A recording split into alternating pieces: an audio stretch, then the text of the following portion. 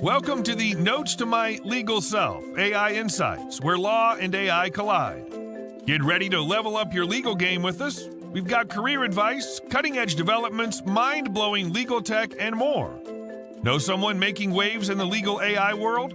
Nominate them, or even nominate yourself. We love courageous souls. And don't forget, we want to hear from you too. Ask questions, drop comments. Let's build a community of legal superheroes. But here's the deal.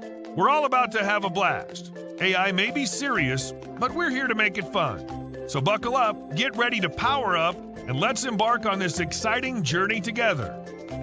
Now, let's introduce your fearless host, Olga Mack. Get ready to dive into the awesomeness of Notes to My Legal Self AI Insights. Let's go. Well, hello everyone. Welcome to Notes to My Legal Self, AI Insights. And yes, today I couldn't figure out two buttons. It's one of those days. But I am excited to have this conversation. It's with somebody I recently met and was very impressed with his knowledge and approach to educating people about AI, especially attorneys. Sam, welcome to Notes to My Legal Self. I'm excited to have this conversation. Please introduce yourself. Yes, good morning, Olga. Thank you so much for having me. I'm Sam Moore. I am the Senior Director of Innovation at Skillburst Interactive, which is a digital learning business for attorneys. Very cool. And tell me some, how did you end up doing this? How did you get up in the morning and decide to educate lawyers about AI and all kinds of other things? Sure. So I've been in legal tech for about 10 years now, which makes me one of the oldies, I suppose, in this space. I went to university in Scotland, hence the accent. I was a computer scientist before I became a lawyer. And I really enjoyed practicing law, but in 2015 or so, I became a legal technologist when that opportunity came along for me and discovered that what I really enjoy doing more than anything else is helping to bridge that gap between technology and legal practice. And back in the UK for 3 years, I taught part time at the University of Glasgow in their law school, teaching final year law students about legal technology and innovation techniques. And I've kind of kept that with me since then and realized that anytime I get the chance to educate or speak or just knock ideas around, I'm really energized by that much more than anything else. So when I came to the US about a year ago, I'm in California now. I came across Skillbursts, whose entire mission statement is educating and leveling up lawyers, and it's felt like a really strong fit for me. So I get up in the morning, I think about trying to make at least one person's life a little bit easier, a little bit better, and slowly but surely inching our profession towards a better future. And that really gives me a lot of energy in the mornings. I love that. That's a great summary of things you've done. And yeah, there are some of us who've been doing legal tech for, 10 or more years. That doesn't make us oldies. And that makes Venerable, us maybe. That makes us, I don't know, let's call us visionary. Let's put it positive. Clearly, I think you would agree. Tell me if you disagree that AI is going to be very influential for the legal practice. We're on the same page here, right? Oh, yeah, absolutely. I think there's still a lot of valid criticism or hesitation or skepticism, perfectly valid. But if you can't see it coming, where have you been looking for the last couple of years in particular? It's absolutely a sea change in the way we have to do things. Yeah. We'll talk about AI, I promise. But I do want to take, since you've been doing this for about, 10 years and you've seen other legal tech, in your view, as AI aside, because clearly an important conversation and an influential trend that will change the future of law. What other tech trends or developments or innovations do you think have had a massive impact on the way we law? Well, I'll give you a technical answer and then a practical answer because I think they're different. On the technical side, it's the cloud. So when I was studying law, the cloud didn't really exist yet, not in the way we use it today. And the shift towards SaaS applications or cloud storage or moving things like a law firm's DMS or PMS to the cloud, unthinkable a decade ago. But now that's kind of the direction of travel most firms either have gone in or are going in. So the availability of the clouds as a service to our industry, I think, has been the biggest change in the last decade on a technology level. But also, most lawyers are only maybe somewhat aware of that because it's been done behind the scenes through application layers, but it's massively important. On a practical level, I think the most impactful thing we've had in the last 10 years has been document automation. And I think document automation, not what we're here to talk about specifically, but it's been one of the most accessible, one of the most productive technology changes that we've seen in a decade. When I was a trainee in 2007 ish, you had libraries of Word documents with fill in the blanks. That was your library. That was your template library. That's what you had. You didn't have any kind of wizard to walk you through producing a draft. Now, the idea of taking just a Word document full of blobs and square brackets and starting from there is kind of archaic. Most firms have some kind of process, some kind of automation to at least get you started. And that way of working, as opposed to drafting from scratch, I think that's been the most significant change in my career so far, at least up until now. I happen to agree with you wholeheartedly on both fronts. Let's talk about data automation. I'm going to ask you why. Tell me Mhm, kind of what is the components of this change that have mhm. been really, really influential in the practice of law. I think the biggest change there is the recognition that in any typical document, and what is a typical document, but bear with me, 80% plus of that document doesn't need to change or be thought about all that much. The thinking has been done in advance when practice support lawyers or others have made the templates. And for lawyers, a lot of where you spend your time is massively important. I've been on the client side as well. And when I see a bill coming in or an invoice from attorneys, I look at the curve of how much time was spent researching, drafting, writing versus what was spent negotiating, advising, doing the people part, the human parts of the process. And I think over the last few years, being able to shift more of lawyers' time away from the drafting and typing and reading towards that client centric piece is what's made the difference. And document automation is how we've done that. If you had to start with a blank piece of paper or a blank Word document and start typing, it would take you so much longer to do everything. Even just fill in the blanks Word documents, it takes you several times longer to do that, which means you have less time available to do the really, what I would say, important, crucial, human centric part of your job. And without document automation, I think we'd be stuck in this very narrow funnel of how much work can you get through per day, how many clients can you look after. Doc automation has allowed us as an industry to do more with what we have and to spend more of our valuable time where we make the biggest impact. That's probably the best explanation of impact of doc automation I've ever heard articulated. Thank you for that. That was really fabulous. I appreciate how you framed it in client-centric practice. I think that's the quote you used in my notes. I agree with that actually wholeheartedly. And I'm still observing that many humans, generally, lawyers specifically, struggle with technology. And you have had a decade observing them in the wild, helping them in the wild. What has been the most difficult? What actually kind of is the root cause of that? Mhm. Well, I can answer by telling you a very brief story. So, when I used to work in a law firm in the head of innovation function, I used to do a lot of floor walking where I'd walk around and I would literally follow the swearing. I would try and overhear, especially in the evenings if I was still there at night, who's having a bad time with their desk, who's getting frustrated, and you'd walk over and just check in, see how things are doing, or you might come back later if they're clearly up against it.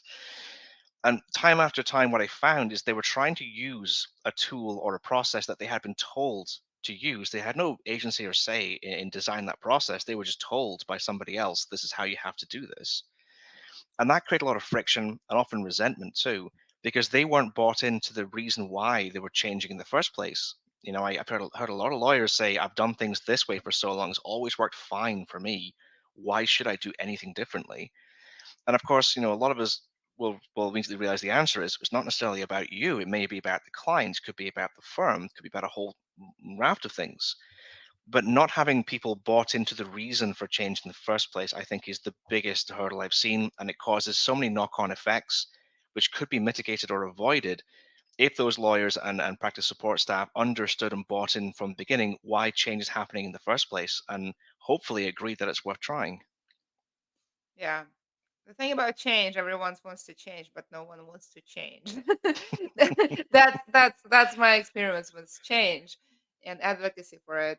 And the buying into, I want to drill a little bit into sort of what it means to buying into reason. And you alluded to it. The reason may be not you, but nonetheless, there needs to be something in it for me. as much as we must be altruistic and all of those amazing things, and keep, the our clients' interest in mind, and the humanity and society and all those wonderful things and justice, the reality is when I get up in the morning and I practice law, I need to be comfortable doing it. So the reason, at least partially, must be personal. There may be a bigger reason. What is sort of the best way to create this buying in? Because Mhm. that's, practically speaking, anyone who builds technology or helps guide the organization to adapt it have to solve that challenge of buying in. Yeah. No, you're absolutely right. And I think we can just give an answer like, well, stakeholder engagement, sure, make an early process map, sure, these are all correct. But I found in my career that being one part agony aunt, being one part therapist, going to speak to the people who actually do this work and really listen to them, really understand what is their day to day like.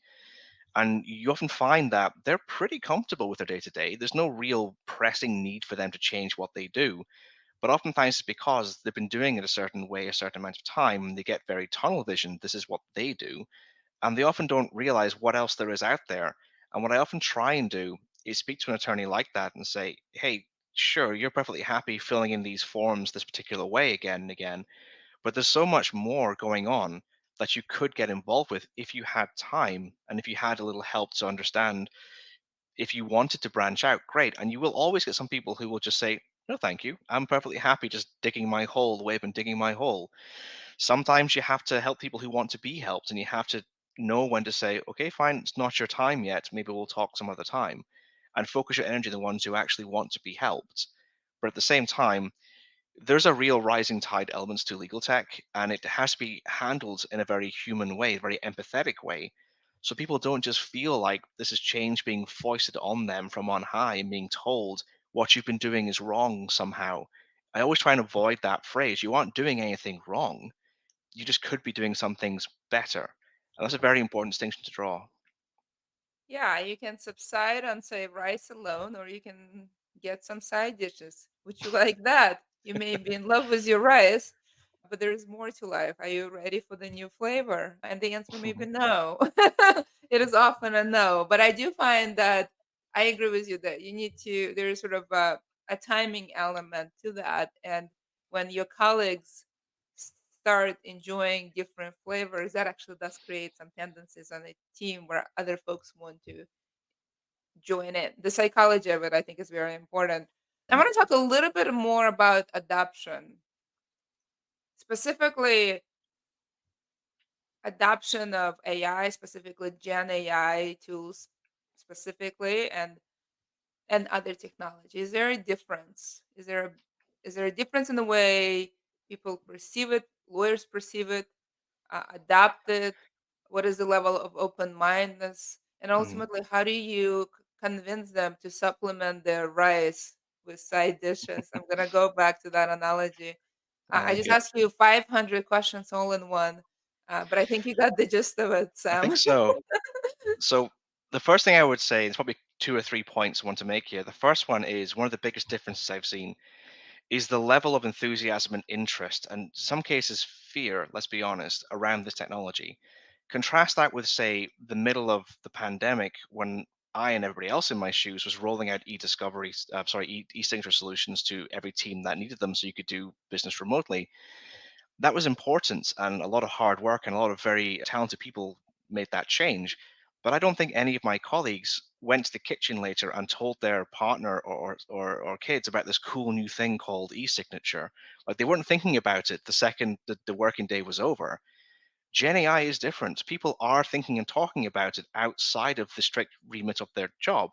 It's more pervasive than that, and there's excitement around it, and it stays in the dialogue and the conversation after you've closed your laptop at night, and that's unique, and we shouldn't squander that interest and that enthusiasm. The second thing that's different, I think, is that a lot of technologies are quite discrete. So dock automation, for example, it's its own category of technology, and it might rear its head in some other applications, sure, but it's kind of its own thing. And same for e-discovery, e-signature, document search. They're all sort of unique. point solutions, if you will, to various problems. Gen AI can be seen that way at the moment, and oftentimes it is, but it's got so much potential to be just written into everything else going on. And for evidence of that, just look at Copilot. That's now turning up in people's Windows environments and Word environments just as a built in feature. That's new and that's exciting and that's different from other technologies. And the third and final reason why I think this is different is the potential of this to give access to important data is enormous.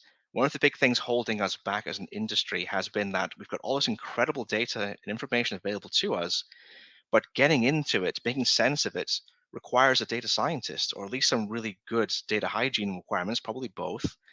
Gen AI does give some potential, at least, to get access to important data without needing to speak the language of data.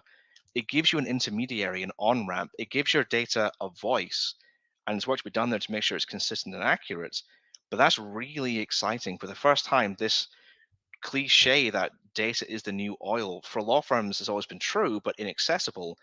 Gen AI is creating a sort of new way of drilling, new way of accessing, a new way of getting everybody, without being an expert in data, the opportunity to talk to that data. And that's really exciting. I love that. We have hello from Giselle. Thank you for saying hello.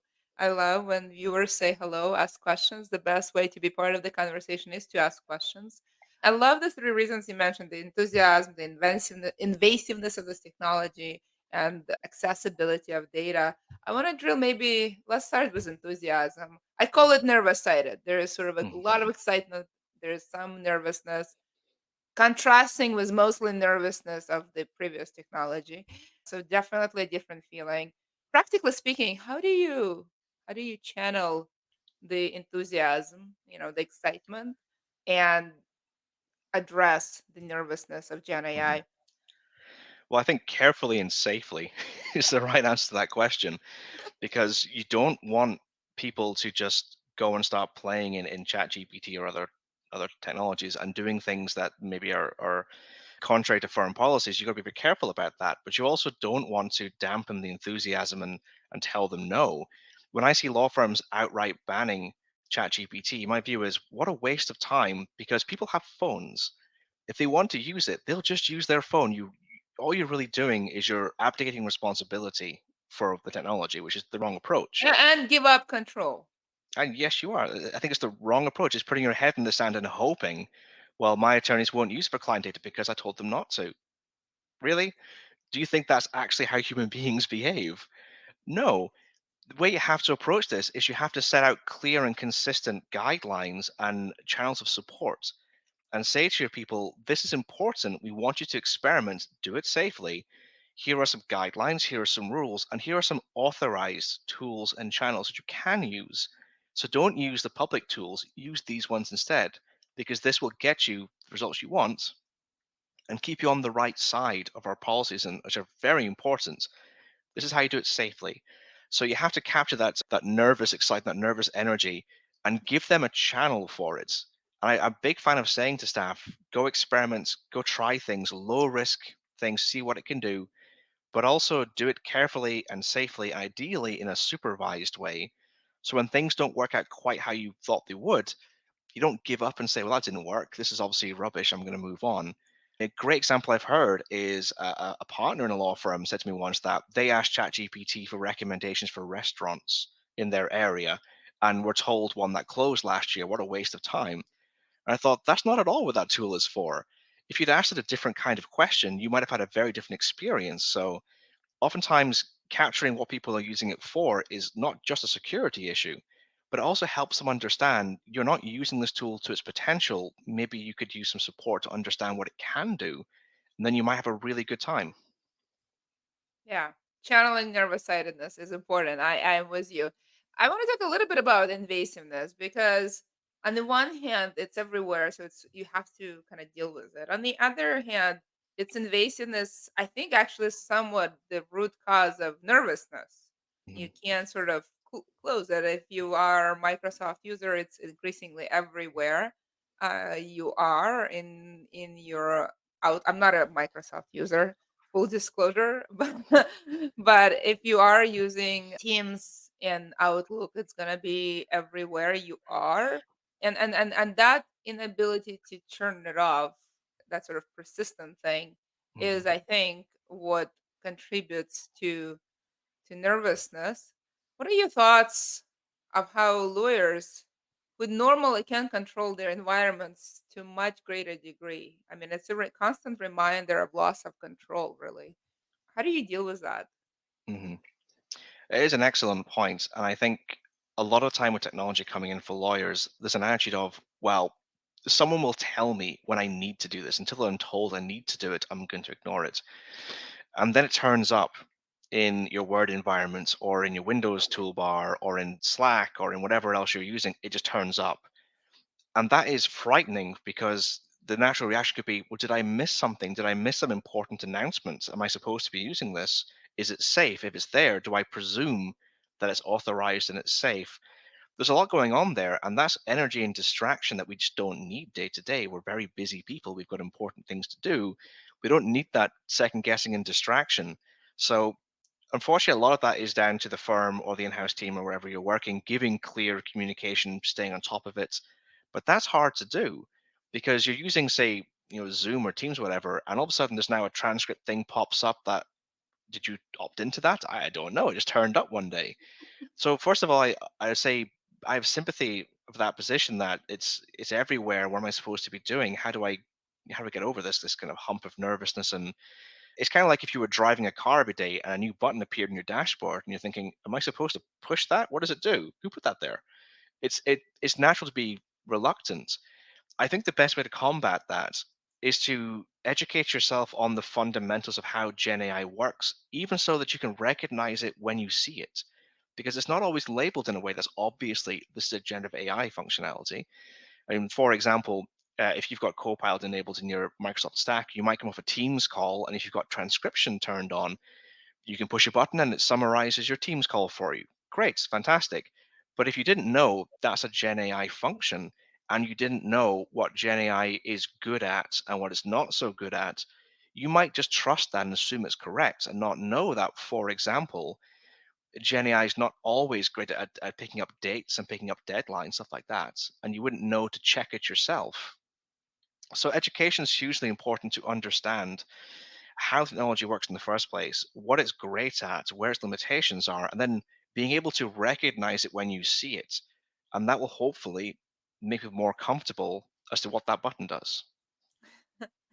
Yeah, our cars are increasingly basically software and wheels, and my car does download all kinds of stuff, and buttons do appear, and I that is a very relatable feeling when Hmm. you see a new dashboard in your car.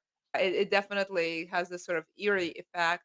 Data, you mentioned you can do more with data, being an amateur or even non-data scientist. Hmm. That is an interesting thought, and you're completely right in that law is basically practice of law can be summarized as sitting on a bunch of private data.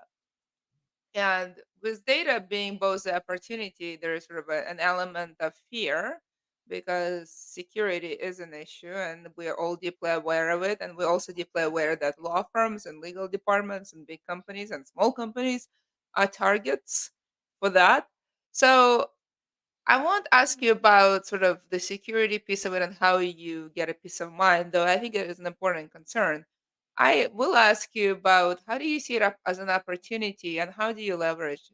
What do you learn and where do you begin leveraging this kind of leveraging the data you're sitting on as a legal practitioner, that private data set that you have? Yeah, certainly. And a lot of this will go to what technology is available to the firm. So I'll speak generally, and please don't be frustrated if you go back to your desk and realize I can't do any of those things because none of these functions are there for me. But I'll give you an example from several years ago when I was in private practice. I was a construction lawyer. That was my niche.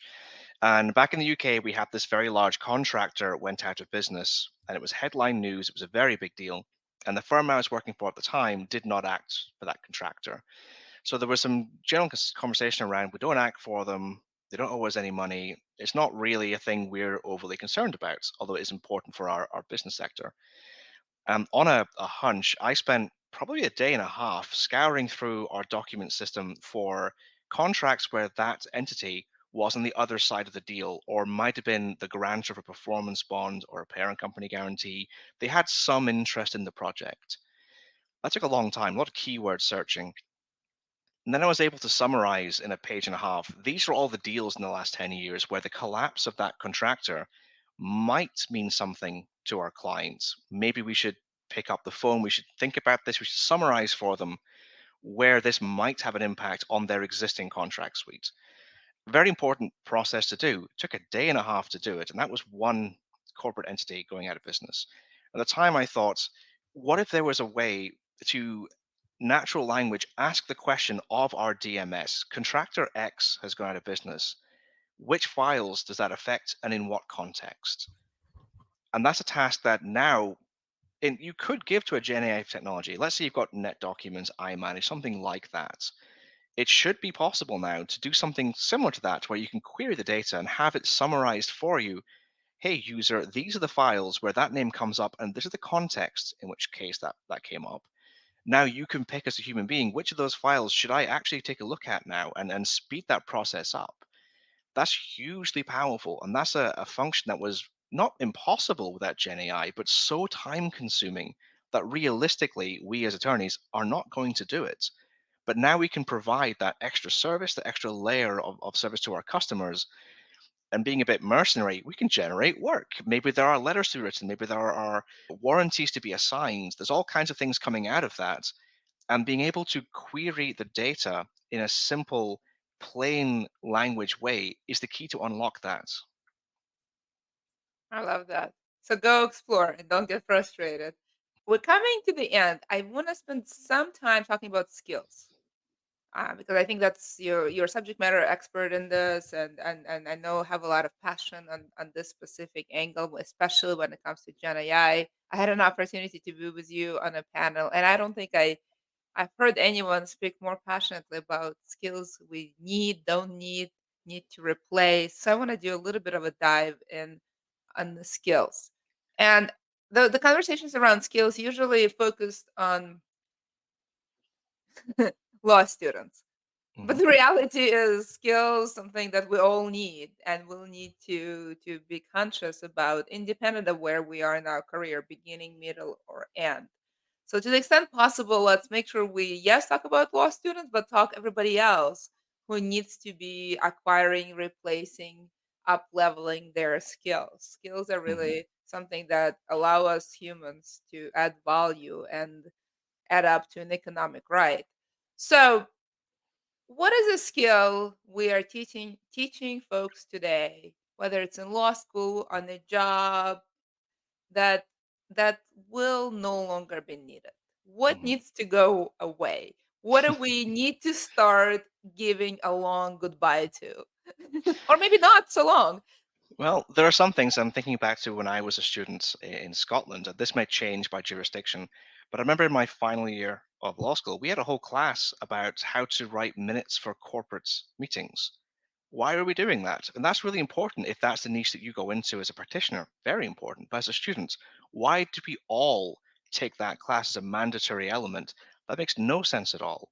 So there are certain, I would say, practice group specific skills that we are teaching law students years before they really know where their niche is going to be. I think we should stop doing that. We should be generalizing more. We should be taking a step back and saying, here are transferable, broad skills that will make you a better lawyer. And let's not worry too much about, do you know how to write a will? Do you know how to write a board minute? You will learn those things on the job if that's relevant to your career. So that's where I would make space.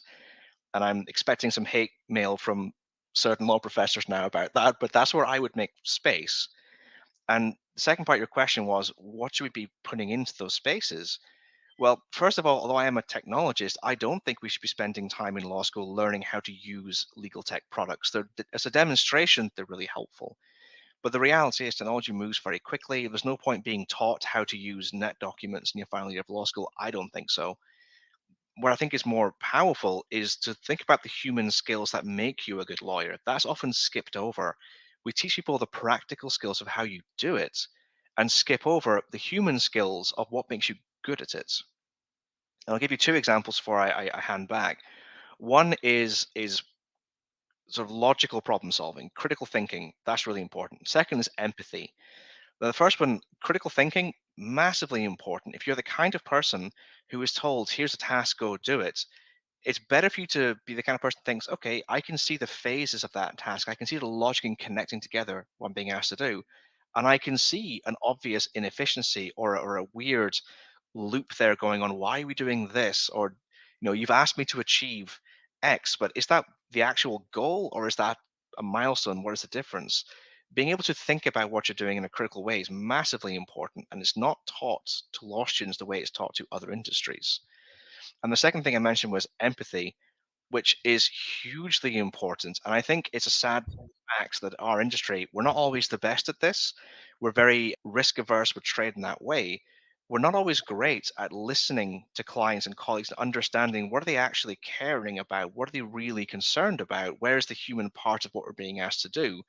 We're churning out documents, we're running litigations. Why are we doing it? What is the actual underlying goal or objective there? And how do people feel about it? That's hugely important too. And I do love that some law schools are working on this now. I was never taught at law school. No one ever gave me a class on active listening or empathy or trying to understand the human side of an instruction. But that is massively important. And I want to see more of that, if possible, coming into our education streams. Let's dive into empathy.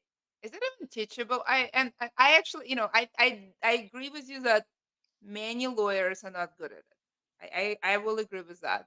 I'm not sure if we're the worst. I recently, even my mother is elderly, and she has a procedure, and I had a chance, and I go with her to appointments, and she was talking to a resident who's going to be performing a procedure, and she basically got a standard of care pep talk Mm, about all the possible risks, and it was delivered in this very cold manner, which covered, I guess, legally his behind fully, but left my mother trembling, and we decided to postpone the procedure. I don't believe we're the worst. I've definitely seen other professionals in action that did not quite meet my bar of empathy.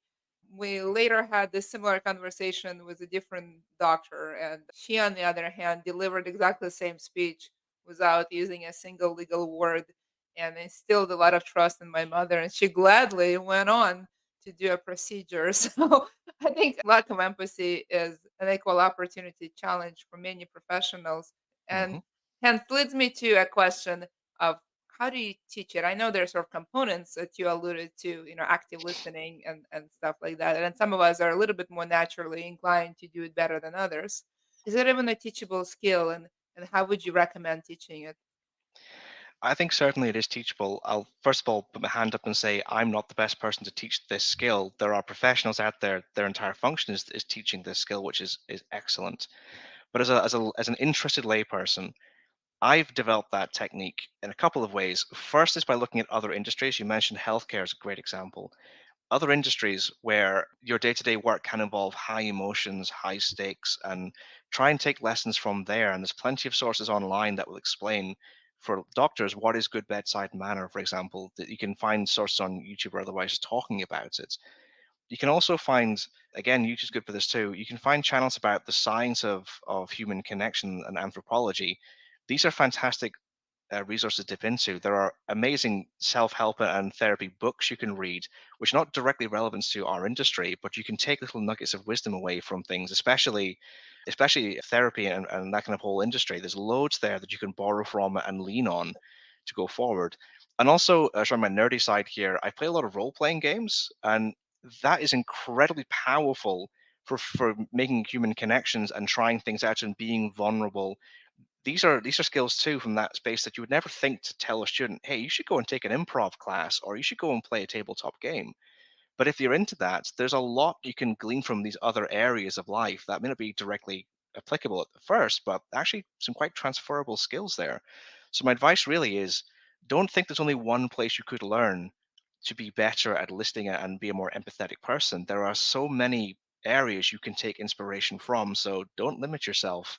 Try all kinds of things and keep what works and leave behind what doesn't. Great advice. We talked about things to leave behind in your education. at whatever level of career you are, things that to keep. Let's talk about things to bring. Mhm. What things as a law student or professional at every career point, where beginning, middle, or end, should we consider bringing to upskill to show up as someone who can embrace the 21st century digital transformation and not be left behind on the other side of the bridge? Mhm. Well, 2 points I want to make. First is very, very short, which is don't assume everybody else is further ahead than you are. I think there's a terrible tendency, especially in law students and junior associates and the like, to believe that everybody is so much further ahead than they are because look at them talking about AI on LinkedIn or talking about this, talking about that. Not necessarily. Don't assume because someone says they're an expert in this technology doesn't mean they actually are. And let's not assume that you're so far behind the curve you can't keep up. That's a very incorrect approach. You are probably doing just fine. So first of all, relax, take a breath. You're doing fine, and now let's continue. The second half actually is something that you just said, Olga, showing up. You mentioned showing up. I think that's a massively important skill. And over the years, the students I've seen do best in their early careers are the ones that showed up to things. They volunteered to go along to seminars. They joined broadcasts like this. They came along to lunch and learns. They went beyond the narrow scope of what they've been told or asked to do. And they showed up to new and interesting things. They maybe went to talks or panels from other industries. Showing up is a hugely important skill, and it is a skill, is committing to do a thing and following it through. Very important. That is, in my opinion, the number one skill that students should be carrying forward into their careers is sign up for things that interest you, show up to them, make connections, make friends, learn, and just keep doing that and never stop doing that. Never think you've learned everything you need to learn. Keep showing up. That's hugely important. Yeah, showing up is an important skill. As a side note, I remember in law school, you ask every law student they felt like they're better than average law student. And I would point out that everybody cannot be better than average. That That's was my true. favorite thing to do. Then I joined legal practice, became in-house lawyer, and everyone tells me they're below average when it comes to legal ops. I tell Mm, them that it's equally impossible for all of us to be below average. The average would be different. I think you're pointing out the same thing, the phenomenon we see in legal ops. Everybody thinks they're below average. Same thing when it comes to AI, mathematical impossibility. Sam, great conversation. We covered a lot of ground, much more than we intended. I am so grateful that you played along and shared your wisdom and insights and the way you think about the change and how to get on the other side of the bridge. What is the one thing you want folks to take away from this conversation? mhm. Well, first of all, thank you, Olga, so much for having me on today. It's been a lot of fun this morning. The number one thing that I would like people to do from this moment forward is if you're someone who's never actually used Gen AI, you've never used ChatGPT, just go and do it. Use a free account. Just go and ask it something really simple. Ask it to summarize a topic that you're not familiar with. Ask it to tell you a joke. Ask it to suggest a date night activity. Just try using it for a very low risk, non work essential function and just see what it can do. Playing around with technology is valid and useful. And once you understand what it can and can't do a little bit better, that's going to give you a leg up into your more serious use cases with authorized, firm authorized tools. But you've got to start somewhere. And if you haven't started yet, start now. And if you have already started, try something completely different today because it's always evolving and changing and just see what you can do. So play safely, but go play. Get into a kiddie pool. I love that. Sam, thank you so much. Fantastic conversation. Thank you, everyone, for joining, and I'll see you next time. Bye bye. And that brings us to the end of another thrilling episode on the Notes to My Legal Self AI Insights. We had a fantastic time exploring the fascinating intersection of law and AI with you. But hold on tight because the adventure doesn't stop here. Stay connected with us on social media to continue the conversation, share your thoughts, and be part of our incredible community of legal enthusiasts. Together, we can inspire, learn, and make a real impact on the world of law and AI. If you enjoyed today's episode, we encourage you to share it with your friends, colleagues, and anyone else who could benefit from the exciting insights we discussed. Let's spread the knowledge and enthusiasm far and wide.